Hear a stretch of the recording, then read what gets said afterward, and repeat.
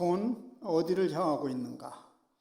오늘 욥기 말씀을 통해서 함께 이 문제를 생각하고자 합니다. 우리가 욥기 하면 누구나 동의하듯이 고통은 왜? 라는 것에 답을 주는 말씀으로 생각합니다. 우리가 당하고 있는 크고 작은 고난과 고통이 지향하는 그 지향점, 목표점은 있는가? 그건 무엇인가? 어디를 향하고 있는가? 지난주 말씀에서 생각한 대로 이 땅에서 일어나는 크고 작은 모든 일들이 우연이 아니고 하나님이 하시는 일로 믿는다면 분명히 그 일들 가운데는 지향하고 있는 목표점이 있기 마련입니다. 우리가 지금 당하는 고통이 견디기 힘든 이유 중에 하나는 그 고통 자체뿐만 아니라 그것의 종국이 도대체 무엇이냐? 그것을 잘 알고 있지 못하기 때문이고요. 혹은 그것을 왜곡되게 알고 있기 때문에 그렇습니다. 만약 우리가 이 고통에 대해서 최종적인 목표점에 대해서 확신이 있다면 그 끝을 예상하기 때문에 이 어려움을 감내하기가 훨씬 수월합니다. 사도 바울은 이 문제에 대해서 이렇게 간단하게 얘기를 했습니다. 우리가 알거니와 하나님을 사랑하는 자 곧 그 뜻대로 부르심을 입은 자들에게는 모든 것이 합력하여 선을 이루니라. 로마서 8장 28절 말씀입니다. 오늘 욥기서를 제가 본문을 이제 선택을 했는데요. 물론 이 말씀 가지고 이전에 오래전에 여기서 한번 설교한 적이 있는데요. 그것은 제가 그 내용은 기억은 나지 않습니다.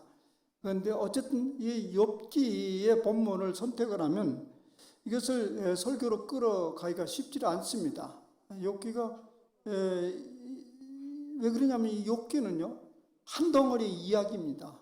그래서 하나로 연결되어 있어요. 어느 하나만 딱 꼽아가지고 그것만 집중해서 문제를 다루고 설교를 하면 그 의미, 전체적 의미가 전달되지 아니하고요. 아주 부분적이거나 혹은 왜곡될 수가 있습니다. 오늘 여러분들 말씀을 듣고요. 조금 열심히 있는 분은 그걸 기초로 해서 한번 욥기를 이번 주에 다 읽어보세요. 하나로 묶어진 통째 얘기예요. 그게 욥기가 욥이 이제 뜻하지 않은 고난을 당하잖아요. 그 고난 앞에 이제 친구들이 위로하러 나타납니다. 세 친구들이 나타나고 마지막에는 플러스 한 명이 더 붙게 되는데 이 욥기를 위로하러 온 사람들이 오히려 욥을 고통스럽게 하고 욥은 그 친구들의 위로에 대해서 하나 위로를 받기는커녕 계속 논박을 하면서 끝까지 가게 됩니다. 그러니까 대부분의 그 얘기는 서로 설전입니다. 받아들이지 못하는 이야기들, 하나는 받아들여야 한다는 이야기들. 근데 그 중에 어느 하나를 딱 뽑아가지고 설교를 해내면 욥이 받아들일 수 없는 얘기를 우리는 그걸 받아들이라고 하는 얘기가 되는 거죠. 예를 들면 이런 이야기입니다. 우리가 곳곳에서 자주 보이는 성경 구절이 있습니다. 특별히 소상공인들의 사무실이나 가게 보면 예수 믿는 거, 이거 딱 붙어 있으면 예수 믿는 집안이구나 알 수 있죠? 무슨 얘기입니까? 내 시작은 미약하였으나 나중은 심히 창대하리라. 이 글귀를 나름대로 그분들은 이해했기에 거기에 붙여놓은 거 아니겠습니까? 말하자면 그들의 이해는 이런 거죠. 지금 나는 힘이 없어서 찾기 시작했지만은 우리 하나님의 축복하면 앞으로 크게 번창하게 될 것이다. 그것이 하나님이 주신 말씀이다. 이렇게 생각하고 걸어놓지 않습니까? 근데 욥의 전체적인 문맥에서 보면요. 그 말이 그렇게 긍정적인 얘기로 받아들이기는 쉽지 않습니다. 욥이 지금 뜻하지 않는 엄청난 고통을 받고 시달리고 있을 때 세 친구가 나타납니다. 위문하고 위로하려고 온 것이죠. 그 세 친구의 이름은 대만 사람 엘리바스와 수아 사람 빌닷과 나아마 사람 소발입니다. 근데 내 시작은 미약하였으나 내 나중은 심히 창대하리라. 이 말씀은 이 세 친구 중에 수아 사람 빌닷이 한 말입니다. 빌닷은 욥이 당한 고난을 나름대로 해석해서 욥을 위로해 주려고 한 말인데요. 뭐 이런 이야기입니다. 욥에게는 아들 7과 딸 3이 있었습니다. 어느 날 자녀들이 맏아들 집에서 아마 맏아들이 초대해서 한 만찬을 하고 있었던 모양입니다. 그때 갑자기 돌풍이 몰아쳐가지고 그 집을 와장창 무너뜨렸습니다. 그래서 그 자녀들은 그 집에 압사되어서 순식간에 세상을 떠나고 말았습니다. 이 사실을 두고, 이런 일이 벌어진 걸 두고 그 세 친구 중에 하나 빌닷이 이렇게 얘기합니다. 하나님이 어찌 정의를 굽게 하시겠으며 전능하신 이가 어찌 공의를 굽게 하시겠는가. 내 자녀들이 주께 죄를 지었으므로 주께서 그들을 그 죄에 버려두었기 때문이다. 한번 상상해 볼까요? 여러분들이 정말 눈에 넣어도 아프지 않는 그 자녀들 잘 키웠어요. 근데 그 자녀들이 하루아침에 그런 일이 벌어졌어요. 그래서 제가 갔어요. 성도님, 이것은 우연한 일이 아닙니다. 그 아이들이 무슨 이 죽을 만한 일이 있었기 때문에 이런 일이 벌어진 것이 아니겠습니까? 이렇게 얘기를 한 거예요. 그러면서 이렇게 얘기하는 거예요. 그렇게만 얘기하지 않고 지금이라도 늦지 않았으니 정직하게 회개하고 돌아서면 하나님이 다시 복을 주실 텐데 그 복은 이전에 당신이 누렸던 것보다 비교도 할 수 없는 만큼 엄청난 큰 복을 내려주게 될 것입니다. 위로가 됩니까? 안 됩니까? 네. 오늘 근데 통념적으로는 위로가 되는 것처럼 받아들여요. 그러니까 다 그걸 갖다 이 가게에다가 여기다 붙여놓지 않습니까? 그런데 문제는 욥은 우리도 받아들일 수 없는 걸 욥이 욥은 좀 의인이니까 받아들여야 되죠. 받아들일 수 없었어요. 또 성경 전체도 보면 받아들일 수 없어요. 욥기 1장에 보면 그 아들의 죽음은 죄악과는 상관없는 일입니다. 그런데도요, 이 빌닷뿐만 아니라 나머지 친구들도 한결같이 욥의 고통을 이런 식으로 해석했습니다. 하나님은 정의로우신 분이기에 무고한 사람들에게 결코 이런 끔찍한 고통을 줄 리가 없다는 입장입니다. 그러나 욥은 물러서지 아니하고 자신의 의로움을 주장합니다. 내 기억의 범위로 보면 아무리 내 자신을 뜯어보아도 이런 고난을 받을 만한 죄를 지은 적은 없다. 그러면서 아주 굉장히 심각한 얘기를 해요. 이 고통은 전적으로 하나님께 문제가 있다고 말할 수 있습니다. 이제 이런 얘기를 합니다. 이제 주께서 나를 피로하게 하시고 나의 온 집안을 패망하게 하셨다. 주께서 나를 시들게 하셨으니 이는 나를 향하여 증거를 삼으심이라. 이 소리 뭐냐면, 나를 증거로 삼다는 소리 뭐냐면, 이유 없이 나는 사람들을 망하게 하고 집안을 망하게 할 것이다. 바로 욥이 증거다. 욥이 그렇게 얘기하고 있습니다. 내가 세상 사는데 그렇게 얘기할 것이다. 이유가 없어도 이런 일이 당한다. 그렇게 내가 소리를 지를 것이다. 내가 증거다. 근데 욥이 처음부터 이렇게 속된 말로 망가지지는 않았어요. 처음에는 하나님에게 대한 무조건적으로 복종하던 신앙이었는데 그 신앙을 지금 이제 철회합니다. 철회해요. 그리고 정면으로 저항을 합니다. 나는 온전하다마는 내가 나를 돌아보지 아니고 내 생명을 천히 여기는구나. 나는 무죄다. 내 온전함이 내 생명을 도무지 지켜주지를 못하는구나 탄식하면서 이제까지 지켜온 자신의 의로움에 대한 무의미함을 탄식합니다. 그러면서 이제 깊은 자괴감에 빠져가지고 이런 얘기를 합니다. 하나님이 빼앗으시면 누가 막을 수 있으며 무엇을 하시나이까? 물을 수 있으랴. 뭐 하나님 마음인데, 힘 있는 분인데 뺏어가면 내가 뭐 어떻게 하겠는가? 욥이 처음부터 이렇게 저항하는 사람은 아니었습니다. 처음 순간에 몰려온, 처음에는 그 갑작스러운 몰려온 재앙으로 인해서 모든 재물을 다 빼앗겼을 때 이렇게 답했습니다. 또 교회에서 많이 사용하는 설교도 하는 그런 말씀이죠. 내가 모태에서 알몸으로 나왔은즉 또한 알몸이 되어 돌아가올지라. 주신 이도 여호와시요 거두신 이도 여호와시니 여호와 이름이 찬송을 받을지로다. 은혜가 되죠. 근데 욥은 이런 신앙 고백으로부터 이제 철회를 하는 거예요. 내가 본래 빈손이 왔는데 어차피 알몸이었는데 줬다가 뺏어가는 게 무슨 문제겠는가 하면서 찬송을 불렀어요. 순한 양처럼 찬송을 부를 힘이 있었던 게지요. 그때까지. 그런데 욥의 세 친구가 와서 거듭거듭 욥의 고통은 인과응보라는 정죄를 하면서 과연 그럴까 하는 자각이 욥에게 일어나기 시작했습니다. 그래서 결국 하나님께 저항하는 데까지 이르게 됩니다. 날카롭게 친구들의 주장에 이의를 제기하기도 하였습니다. 비록 내게 허물이 있다 할지라도 그 허물이 내게만 있느냐?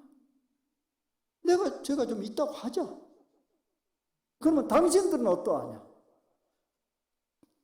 나에게 그렇게 마구 쏟아붓고 그 이유를 설명해 주는 튼튼한 입을 가진 것은 너희들이 나보다 죄가 적어서 그러하냐? 그렇게 하나님께 도전을 합니다. 하나님, 그러면서 이제 하나님께 묻습니다. 묻는 게 아니라 정면 도전을 합니다. 하나님께서 나를 공평한 저울로 달아보시고 나의 온전함을 좀 알아주세요. 저울이 있으면 달아보라고요. 하나하나 자신의 의로움을 주장하면서 친구들의 충고에 또박또박 말대답을 합니다. 이렇게 해서 세 친구들의 조언은 여러분이 상당한 욥기에 거의 3분의 2가 이 세 친구들의 주장이요. 그리고 또 욥의 반복이고. 그런데 결국 아무 도움도 주지 못했습니다. 욥도 물론 설득당하지 않았습니다. 그래서 이걸 보다 못한 한 사람이, 이 사람은 친구인지 누구인지는 분명하게 답은 없어요. 네 번째 사람이 등장합니다. 그 사람이 엘리후입니다. 엘리후. 그 사람도 역시 말이 많아요. 길게 32장부터 37장에 걸쳐서 서술을 하고 있습니다. 성경에 보면 이 엘리후라는 사람은 앞에 세 친구보다 나이가 어린 사람인 모양입니다. 그래서 이렇게 얘기하고 있어요. 세 친구에게, 앞에서 말한 세 친구에게 화를 내면서 그들이 능히 대답하지 못하면서 욥을 정죄한다. 욥을 설득하지도 못하면서 함부로 욥을 정죄한다. 아주 욥을 이제 두둔하고 나서는 것 같습니다. 말하자면 길게 욥에게 그 고통의 일을 설명을 해주면서도 결국은 정죄만 했을 뿐 그 고통에 대한 명확한 이유를 설명해 주지 못했다는 것에 엘리후는 화가 난 것입니다. 이렇게 얘기합니다. 엘리후가 그들의 나이가 자기보다 여러 해 위임으로 욥에게 말하기를 참고 있다가 세 사람의 입에 답이 없음을 보고 화를 내니라. 그러니까 이런 얘기, 당시에 이제 풍습이죠. 지금 여러 사람이 이제 토론을 해요. 지금은 상상할 수 없어요. 사실 제가 이제 학교에 막 진입할 때만 해도 그러했어요. 어른들이 말하면 나이가 어린 사람 가만히 있었어요. 그 말에 계속. 그래서 그 말을 하다가 문제가 다 해결되면 나는 내 말은 없는 것으로 끝이요. 문제가 해결되면. 근데 해결이 안 되면 그때 이제 살짝 끼어드는 거죠. 무조건 자기가 안다고 나서지를 않는 거죠. 뭐 요즘에는 그런 질서는 없는 것 같아요. 누구든지 먼저. 예. 근데 뭐 그 고대 사회야 당연하죠. 그래서 엘리후가 이 세 사람의 연장자이기 때문에 계속 참고 있었던 거죠. 아니면 그냥 문제가 해결되면 자기는 없는 걸로. 근데 문제가 전혀 해결되지 않아요. 그러면서 점점점 분이 일어났어요. 화가 났어요. 저렇게 말을 많이 하면서 아무 문제도 해결하지 못하는 거라면서 엘리후가 지금 턱 났습니다. 여러분 그러면 어떤가요? 저도 읽으면서 무엇인가 답이 있는 모양이다. 대안이 있는 모양이다. 흥미가 일어나요. 그래서 그 다음에 읽어보니까 별거 없어요. 여전히 새치등과 별 차이가 없이 욥 당신이 아무리 의롭다 할지라도 의로운 걸 인정해요. 의롭다 할지라도 어찌 하나님과 논쟁을 하려 하느냐. 하나님을 완전히 만족시킬 의인이 있느냐. 차라리 이제 그러지 말고, 이게 세번역으로는 조금 더 겸손하게 얘기하고 있습니다. 나이가 어리니까 욥 선생님이요, 이제 그렇게 고집 부리지 마시고 납작 엎드려서 하나님께 한번 눈 찔끔 감고 잘못했다고 하세요. 그러면 하나님이 불쌍히 여기지 않겠습니까? 이미 이런 문제는 욥은 앞에서 항변한 바가 여러 번 있어요. 할 필요도 없는 얘기인데 이제 반복해서 하는 거죠. 좀 납작 엎드려서. 앞에는 친구니까 마구 했을지 몰라. 이 사람 연소자니까 선생님 한 번만, 그냥 내가 보기엔 너무 안쓰럽습니다. 한 번만 눈 찡긋 감고 잘못했다고 하세요.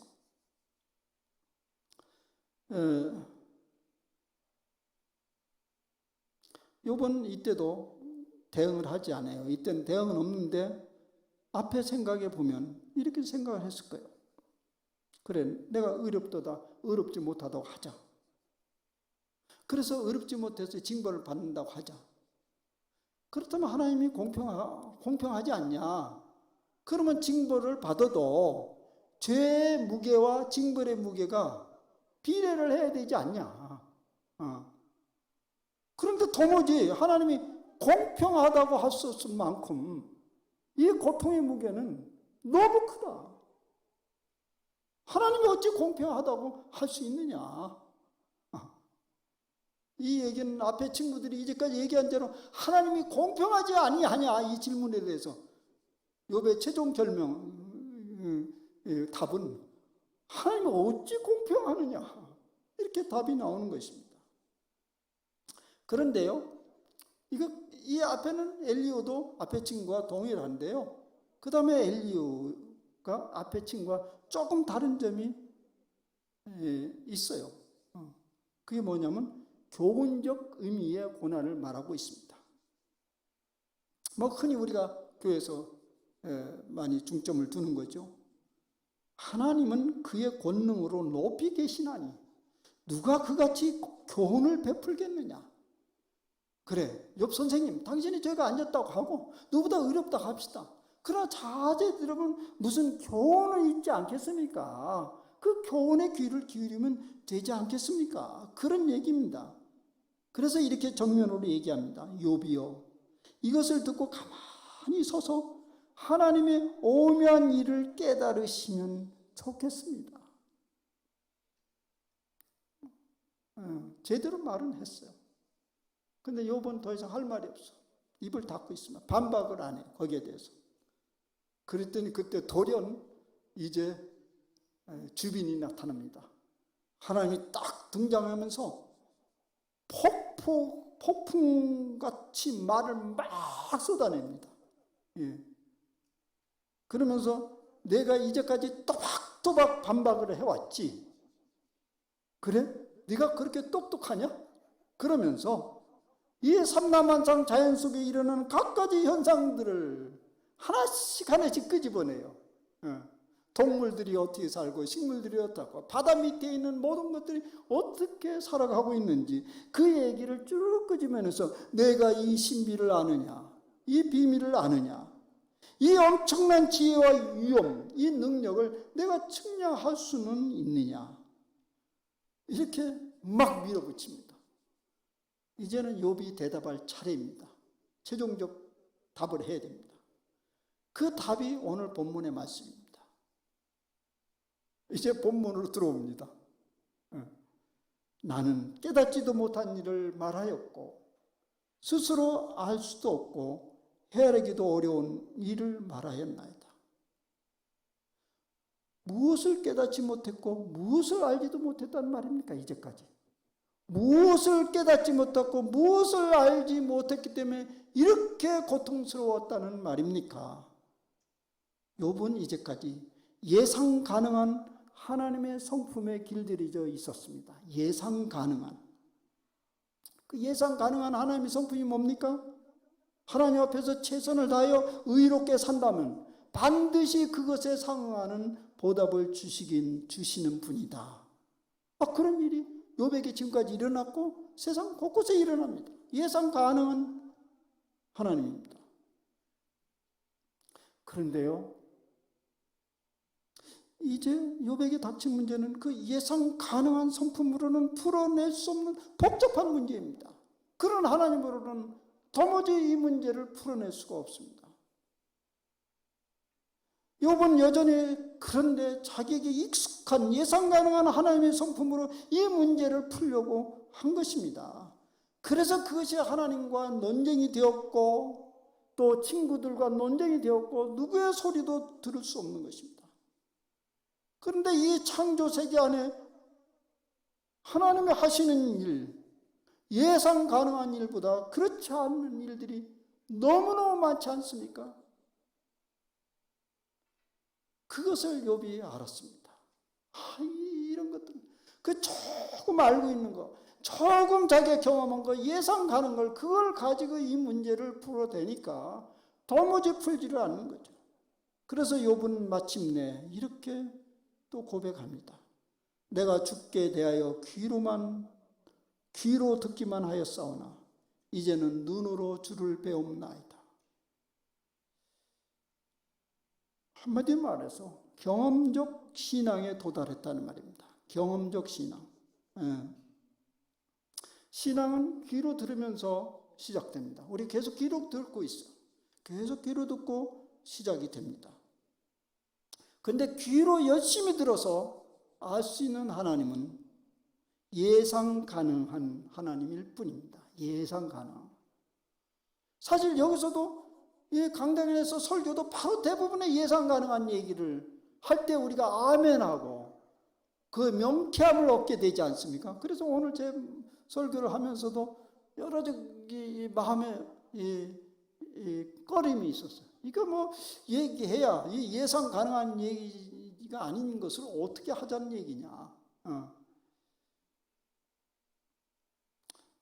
예상 가능하지 않는 하나님의 성품과 지혜는 귀로만 안 되고요, 체험을 통해서만 습득될 수 있다는 얘기입니다. 그동안 한국교회에서의 체험적 신앙이라는 것은 한국교회에서 체험적 신앙을 많이 강조하지 않습니까? 그 체험적 신앙의 중심이 뭐냐면 성령 충만 받으면 여러 은사를 체험하게 되고 예를 들면 방언 같은 걸 하게 되면 하나님 만났다 그렇게 얘기를 하는데요. 그럴 수 있죠. 그것도 안 하는 것보다는 훨씬 체험적 신앙이라고 할 수 있죠. 근데 여기서 말하는 귀로가 아니고 눈으로 보게 된 체험적 신앙이라는 것은 삶의 과정 속에서 체득하는 신앙을 말합니다. 여러분, 우리 교회에 와서 지금 일주일에 한 번, 대부분의 성도들은 일주일에 한 번 와서 말씀을 듣고요, 찬송도 하고 기도합니다. 그리고 예배 가운데서 이런저런 은혜도 받고 깨달음도 얻습니다.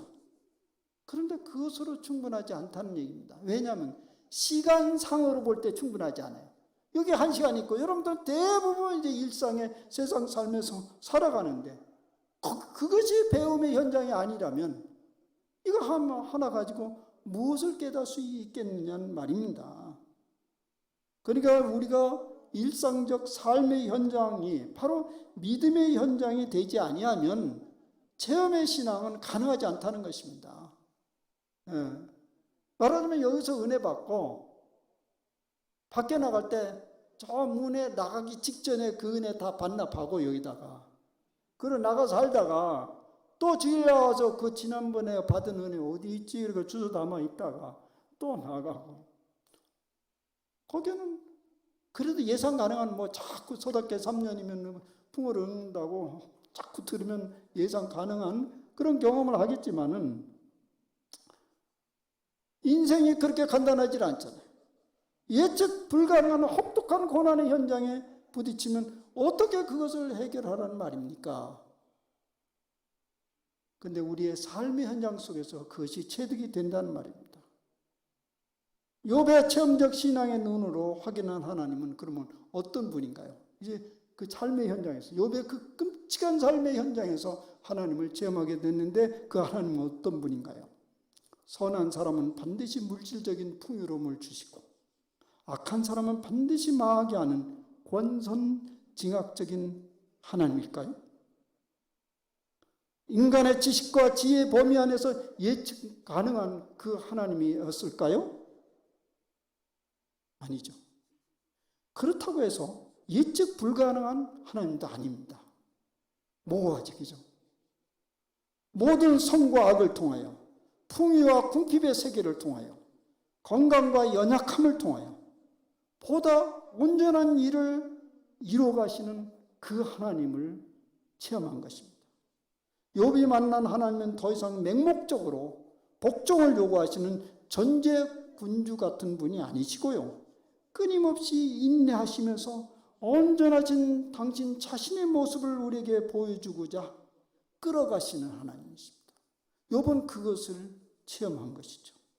그래서 욥은 죽고 사는 문제, 물질이 있다가도 없어지는 문제, 건강하다가도 병드는 문제, 성공하다가도 실패하는 문제 등에 대해서 더 이상 이제 왜라고 묻지 않고 그 전체가 지향하는 목표점을 바라보게 되었다는 말입니다.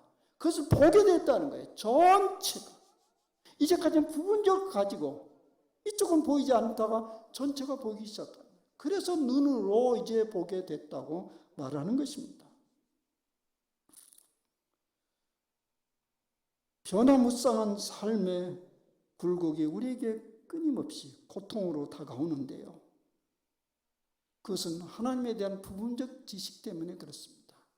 왜 우리가 고통이냐고요? 삶이 변화무쌍해서 그래요. 변화무쌍해서. 근데 그 변화무쌍함이 없는 발전이 있어요? 그런데 우리는 다 이전에 경험했던 그 고착된 하나님의 지식을 그대로 붙들고 누려지기 때문에 이 고통의 여정은 끝나지 않는 것입니다. 반면에 그 모든 것들이 하나님의 주권 아래 있고 하나님의 뜻을 완성해가는 하나의 과정에서 바라볼 수 있다면 결국 우리는 완전히 회복될 하나님을 희망 가운데서 기다릴 수가 있다는 말입니다. 욥과 성경의 많은 인물들이 그런 하나님을 만나게 된 것이죠. 그것을 눈으로 하나님을 보게 되었다고 고백하는 것입니다. 그런 신앙의 차원에서 우리가 살아간다면 변화무쌍한 우리의 삶의 정황에 따라서 하나님에 대한 신뢰가 이러쿵저러쿵 부안해동하지 않을 것입니다. 그때 비로소 우리는 주님이 주시는 온전한 평화를 누릴 수 있습니다. 주님, 우리는 평화를 구하잖아요. 주님이 주신다는 거죠. 그런데 실제 그걸 많이 맛보고 있지 못하잖아요. 근데 그 원인은 온전한 하나님의 세계 속에 우리가 들어가고자 하는 열망과 그 눈이 아직 열리지 않았기 때문이라고 할 수 있습니다. 한 예를 생각해 봅니다. 지난주 우리 성경 공부에서 바울이라는 영화를 한번 같이 보고자 했는데 인터넷상 그렇게 원활하지 않아서 못했는데요. 혹시 각자 보셨는지 모르겠어요. 저는 지난주에 보기로 해서 또 다시 봤어요. 2번 봤어요. 2번 보니 감동이 또 살아나더군요. 성경의 이야기들을 잘, 거기 이제 영화라는 건 이제 픽션이긴 하지만 그러나 그건 굉장히 성경의 바탕을 둔 그대로 되어 있기 때문에 진실성이 있죠. 이제 거기 한 부분에 이런 이야기가 또 제가 마음에 깊게 부딪혀 오더군요. 거기에 이제 바울이 감옥에 갇혔어요.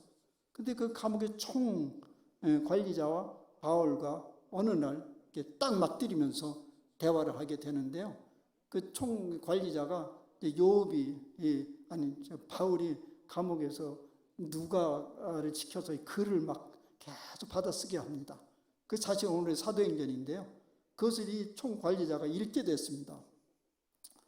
무엇인가 찾아내려고 그랬는데, 범죄적 찾아내려고 하는데 이상한 소리 잔뜩 써 있어요. 바울이 내가 고난을 당했다, 누구한테 매맞았다, 무시를 당했다, 이런 얘기를 잔뜩 써놓고 이걸 보면서 와서 조롱을 하는 거예요. 당신이 믿는 그리스도가 당신을 이렇게 거지로 만들었냐? 당신이 믿는 그리스도가 당신을 이렇게 천덕꾸리구로 만들었냐? 그리고 그것도 시원찮아서 지금 죄수로 이제 곧 목을 내놓아야 될 사형수로 만들었느냐? 한번 얘기를 해봐라. 그런 그리스도를 누구한테 전한다고 얘기해보라고. 제가 그 장면이 나오면서 저는 그때 긴장이 돼요. 무슨 말을 저렇게 기가 막힌 말을 할까? 어떻게 빠져나갈까? 바울은 매우 간단하게, 침착하게 한마디를 합니다. 그것도 과분한 하나님의 은혜입니다.